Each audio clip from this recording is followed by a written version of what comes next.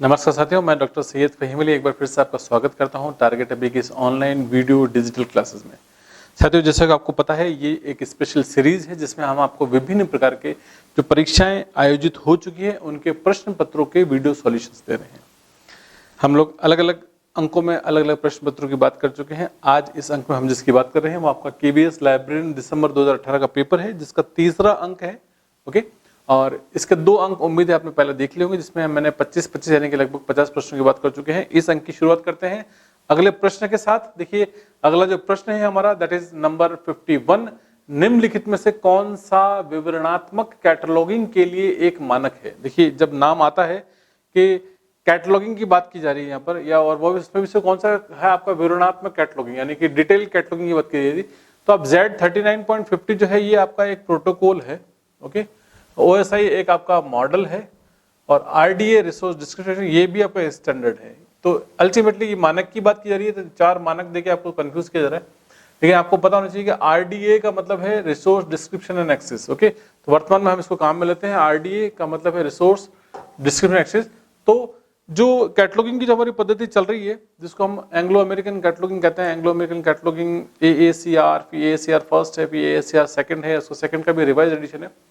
लेकिन 2012 में AACR 2 को बंद कर दिया गया है। अब हम RDA टेक्निक्स काम में लेते हैं, जिसका मतलब है रिसोर्स डिस्क्रिप्शन एंड एक्सेस।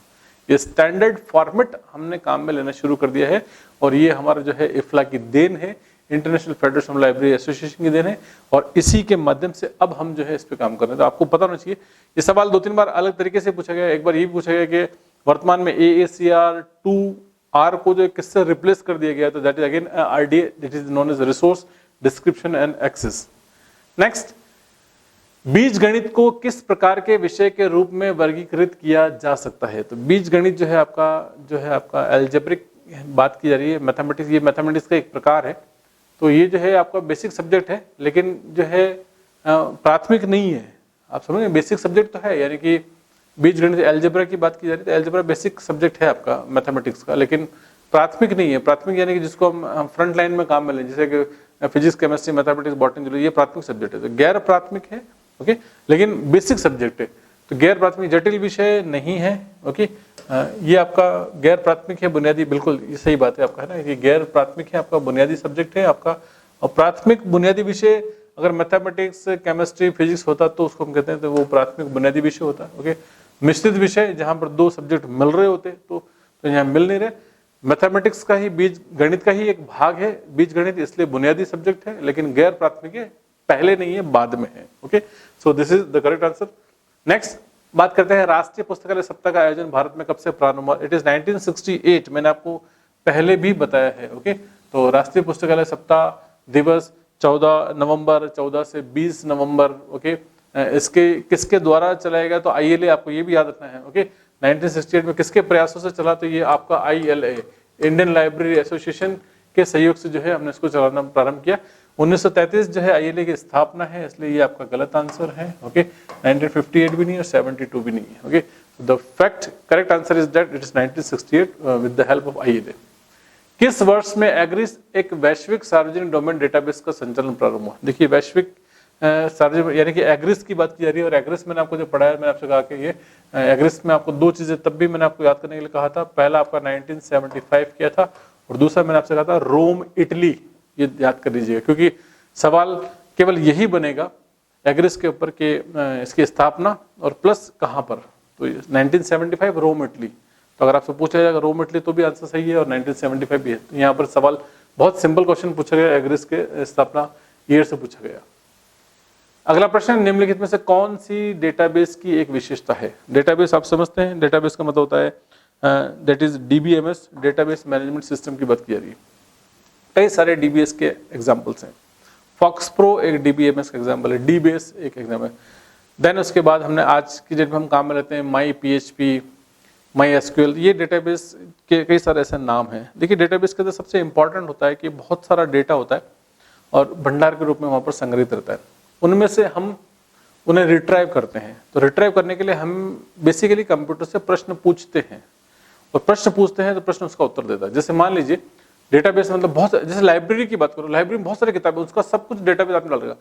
अब आप कंप्यूटर से सवाल पूछेंगे कि मुझे ऑथर रंगनाथन की किताब चाहिए, तो रंगनाथन की जितनी किताब होगी उस लिस्ट आ जाएगी आपके। रंगनाथन की वो किताब है जो 1933 में लिखी गई है, तो आपके वो कॉलम क्लासिफिकेशन आपके सामने आ जाएगी, या किसी सब्जेक्ट की वो किताब। तो ऐसे आप सर्च करते हैं, गूगल पे क्या कर रहे हैं, बेसिकली आप सर्च ही तो करते हैं। आप गूगल पे प्रश्न पूछते हैं, कोई शब्द डालते हैं, उससे संबंधित जानकारी आपको देता है। तो गूगल क्या कर रहा है, आपके प्रश्नों, तो गूगल एक भाषा का प्रयोग कर रहा है, that is known as SQL, it is structured query language. Database की विशेषता, डेटाबेस जीओए, कोई जरूरी नहीं डेटाबेस जीओए हो सिस्टम, इसका डेटाबेस से कोई लेना देना नहीं है। मेमोरी मैनेजमेंट के साथ अनुरूप डेटाबेस की सबसे इंपॉर्टेंट बात ही क्या है, एसक्यूएल, यानी कि स्ट्रक्चर्ड क्वेरी लैंग्वेज। तो आप स्ट्रक्चर्ड क्वेरी है, आप एसक्यूएल भाषा का प्रयोग करके काम आप डेटाबेस को कर सकते हैं, ये विशेषता है। अगला प्रश्न है, यूनिवर्सल दशमलव वर्गीकरण किस प्रकार की योजना है। तो यूनिवर्सल दशमलव वर्गीकरण, देखिए आपको मैं बता दूं कि दो प्रकार की चीजें हमने पढ़ा है, एक आपका पक्षात्मक पढ़ा है हमने, और एक हमने पढ़ा है परिगणनात्मक। पक्षात्मक को यहाँ पर इन्होंने जो लिख रखा है वो लिखा फलकित, फलकित लिखें या पक्षात्मक लिखें, एक ही बात है, पक्षों की बात की जा रही है। तो यूडीसी जो है ये बेसिकली पक्षात्मक पद्धति, लेकिन पक्षात्मक भी कौन सी है आपकी, तो वो आपकी लगभग पक्षात्मक पद्धति जो है ये आपका है। ओके, तो पूर्ण पक्षात्मक नहीं है आपका, लगभग है आपका पक्षात्मक, ये आंसर सही है। और ये परिगणनात्मक तो है नहीं, इसलिए ये दोनों आंसर जो आपके गलत है। Okay, so this is the correct answer, यानी कि आप इसमें बने बने नंबर मिलते हैं और उनको आप शार्पन भी अपने हिसाब से कर सकते हैं। स्टेटमेंट ईयर बुक 2017 का प्रकाशक कौन है। मैंने स्टेटमेंट ईयर बुक जब आपको पढ़ाया तो मैंने वहां पर बिल्कुल साफ साफ स्टेटमेंट ईयर बुक का आपको चित्र भी दिया, और मैंने पॉल ग्रेव मैकमिलन जो है वहां पर हमने ये बात करी भी थी कि पॉल ग्रेव मैकमिलन जो है इसका पब्लिशर है।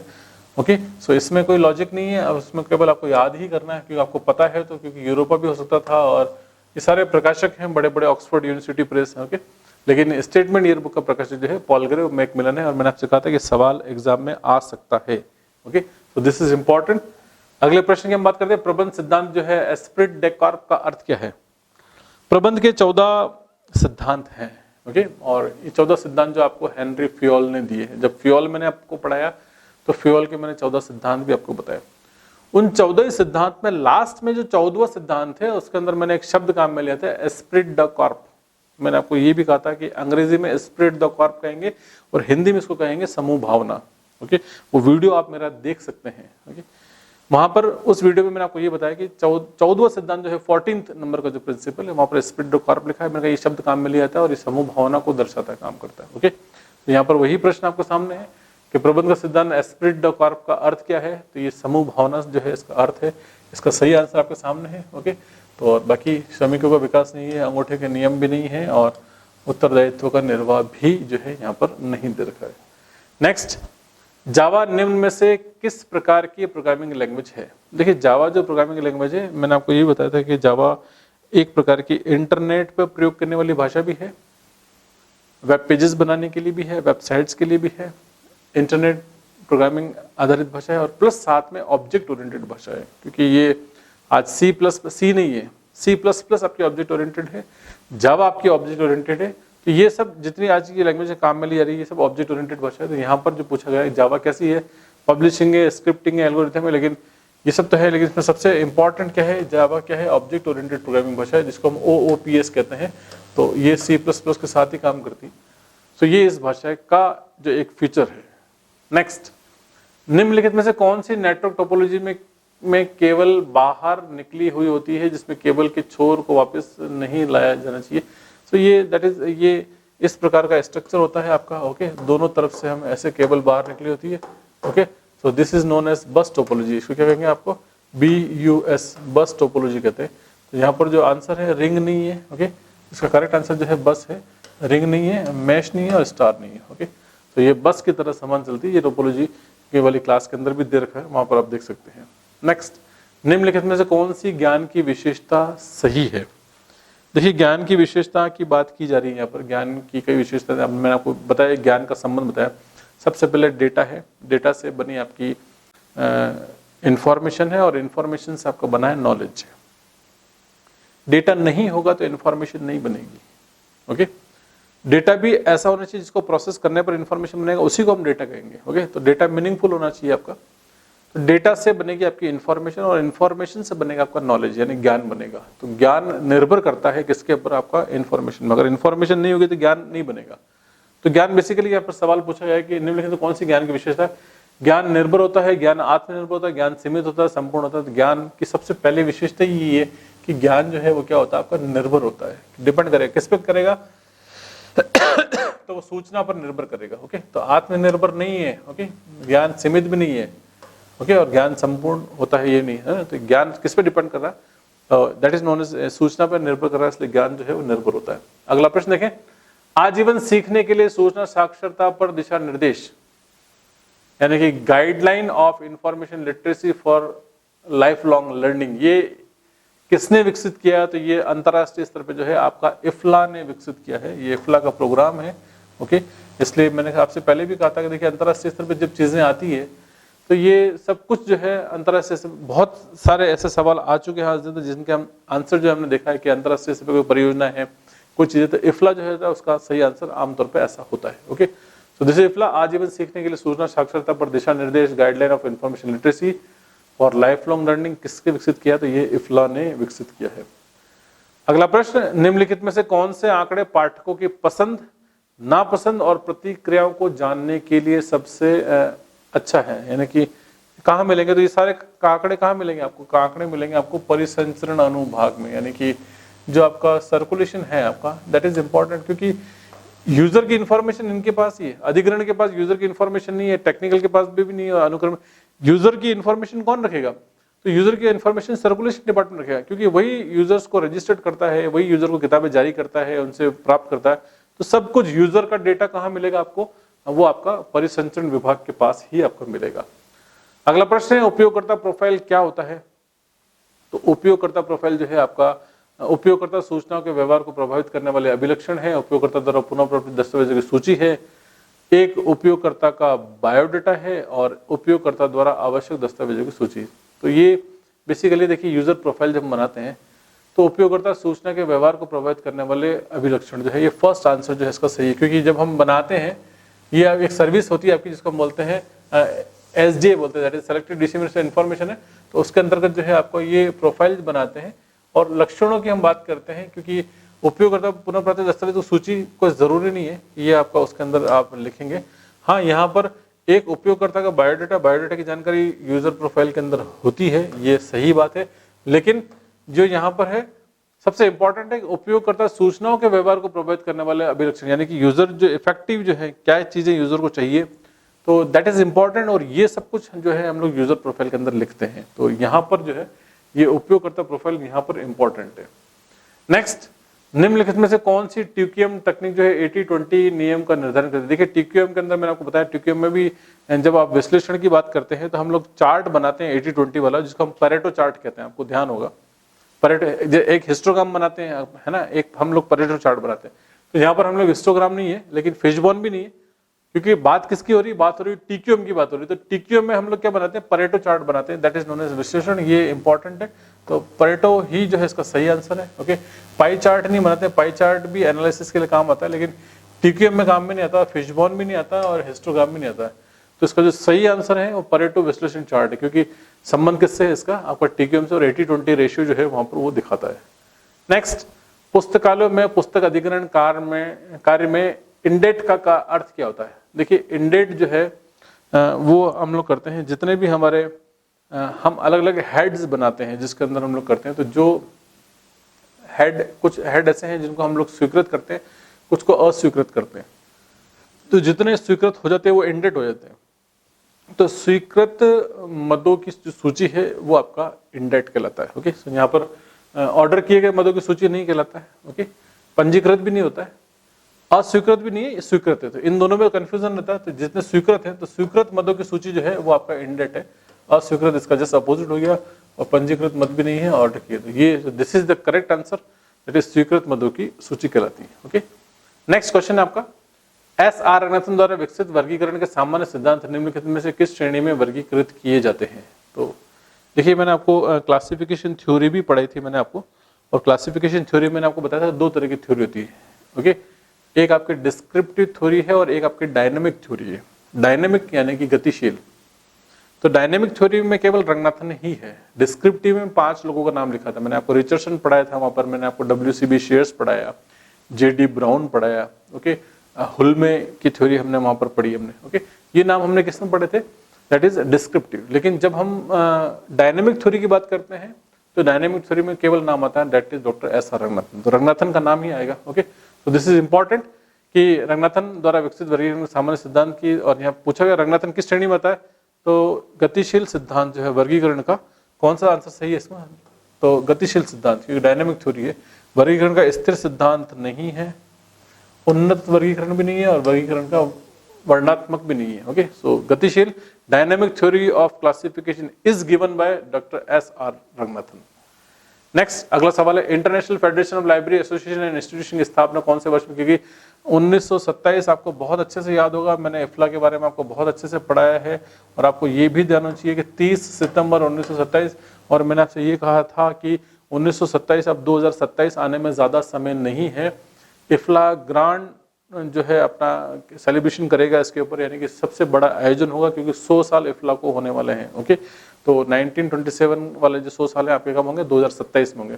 तो बहुत जल्दी जो है समय आने वाला है, अभी 2020 है, अगले 6-7 साल के अंदर ये इवेंट जरूर होगा। तो international federation library association and institution की स्थापना जो है 30 सितंबर, आपको डेट भी याद रखनी है।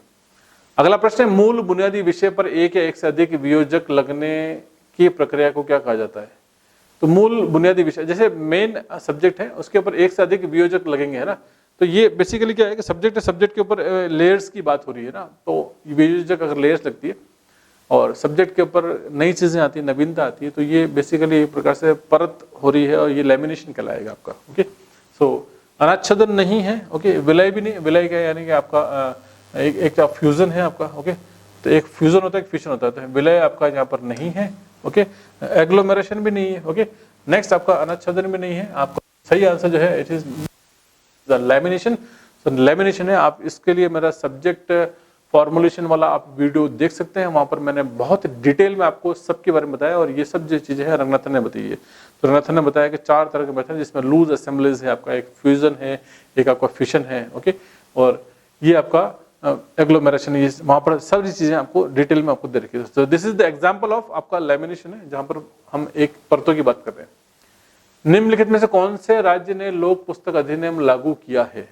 देखिए, जब ये पब्लिक लाइब्रेरी एक्ट का क्वेश्चन है, और मैंने आपको बहुत डिटेल में पढ़ाया, सार्वजनिक पुस्तकालय अधिनियम पढ़ाया, किसमें है किसमें नहीं है। तो देखिए आपको बहुत सारे, अब तक 18 राज्यों में है, तो उनमें से अगर देखें तो दिल्ली में, अगर देखें तो दिल्ली में नहीं है, ओके, और जम्मू कश्मीर में भी नहीं है, मेघालय में भी नहीं है। कहाँ पर है, तो छत्तीसगढ़ में है। तो ये तो वैसे ही पता चल जाएगा। बाकी तो आपको मैंने आपको यही बताया कि पब्लिक लाइब्रेरी एक्ट की जब बात करेंगे तो आपको वहां पर सन भी याद रखते हैं। तो राजस्थान के बाद ही अगर नंबर आएगा तो छत्तीसगढ़ का नंबर आता है, ओके। फिर उसके बाद बिहार आता है, और बिहार के बाद अरुणाचल प्रदेश आता है।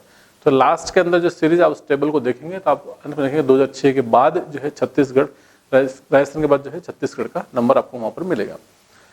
अगला प्रश्न देखते हैं, प्रश्न संख्या 71, कर्मचारी सूत्र के अनुसार विश्वविद्यालय में पुस्तकों के कौन से अनुभाग के अंतर्गत जो है वर्ष के प्रत्येक दिन पुस्तकालय का उपयोग करने वाले प्रति 50 पाठकों के लिए एक व्यक्तिगत कार्य होना चाहिए। ये देखिए, ये एक जो सीक्वेंस है, और ये आपका स्टाफ फॉर्मूले भी में हमने बात करी थी कि यहाँ पर वर्ष के प्रत्येक दिन जो है का उपयोग करने वाले प्रति 50 पाठकों के लिए एक व्यक्तिगत, यानी कि 50 पाठकों के लिए जो है वहाँ पर स्टाफिंग फॉर्मूला मैंने आपको बताया था। तो वहां पर रेफरेंस सेक्शन की हमने, रेफरेंस सेक्शन यहाँ पर जो है, रेफरेंस सेक्शन में भी जो इसका जो करेक्ट आंसर है वो आपका क्या है, पर्यवेक्षण का है, यानी कि डॉक्यूमेंटेशन सेक्शन की बात करें, ये इसी का पार्ट है। परिसंचरण खाली घंटों पर है, और मेंटेनेंस जो है किताबों की संख्या पर है। लेकिन यहाँ पर प्रत्येक वर्ष की अगर बात करेंगे हम 50 यूजर्स की बात करेंगे, तो ये आपका कौन सा है, आपका डॉक्यूमेंटेशन सेक्शन है, और डॉक्यूमेंटेशन सेक्शन जो है रेफरेंस सेक्शन का एक पार्ट है, इसलिए पर्यवेक्षण जो है इसका सही आंसर है। आप यहाँ से इसको करेक्ट कर सकते हैं। नेक्स्ट प्रश्न देखिए, यह किस प्रकार की सेवा है जो वास्तव में उपयोगकर्ता तक सूचनाएं पहुंचाती है। सूचना कहां पहुंची, सूचना देखिए प्रश्न के अंदर उत्तर छुपा होता है, कहां उपयोगकर्ता तक सूचना, तो उपयोगकर्ता तक सूचना पहुंचाती है, तो सूचना पहुंचाने का जो काम है कहां पहुंचाती है, ओके। सो यहाँ पर आपको हिंट मिल रहा है, तो पहुंचाने का काम क्या है आपका, दैट इज नोन एज सूचना प्रचार और प्रसार है, ओके। तो पुनः प्राप्ति नहीं है, संदर्भ भी नहीं है, डॉक्यूमेंट भी नहीं है, ये प्रसार, यानी कि आप देखिए इंफॉर्मेशन आप करेंगे तो यहाँ पर मैंने आपको बताया पब्लिसिटी वाली बात की, तो जितना प्रसार होगा तो उसके हिसाब से सूचना वहां तक पहुंचेगी। तो द करेक्ट आंसर इज सूचना प्रसार है, पुनः प्राप्ति नहीं है, संदर्भ नहीं है, और डॉक्यूमेंट पुनः प्राप्ति भी जो है इसका आंसर नहीं है। नेक्स्ट क्वेश्चन नंबर 73, अप्रकाशित शोध प्रबंधों और शोध निबंधों को किस प्रकार वर्गीकृत किया गया है।